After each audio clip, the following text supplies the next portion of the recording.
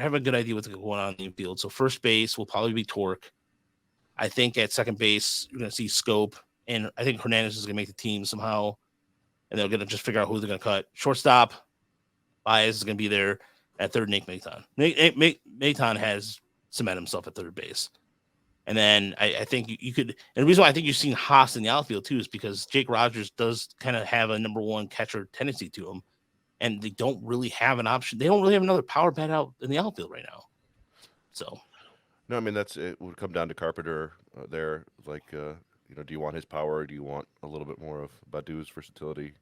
We'll see what they do. That's going to be, I think, one of the last decisions they make, probably. So I just want to go back to Zach Short. Just when you had us submit those roster guesses opening day, I got Zach Short on there. So I'm holding out hope. I think he might make everybody.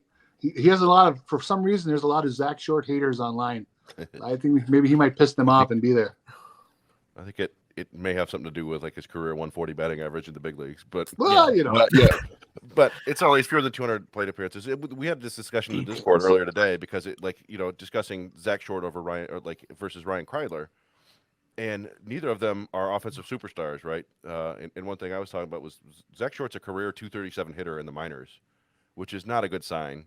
We've talked about it, I think, before. Is batting average isn't the be all end all. It's not a great stat, but if you can't hit better than 250 or so in the minors, and you're not a catcher, the odds are you're not going to be much of a hitter in the big leagues. It's just the stats say it. And meanwhile, Kreidler is like a 248 hitter in the minors, so it's not a whole lot better. And Short certainly will take his walks, and he will. He theoretically has power, but so does Kreidler. So it depends on what you're looking for. If they just want like every point of on base percentage they can get, then I think Short might make the team. I think Kreidler is a better defender.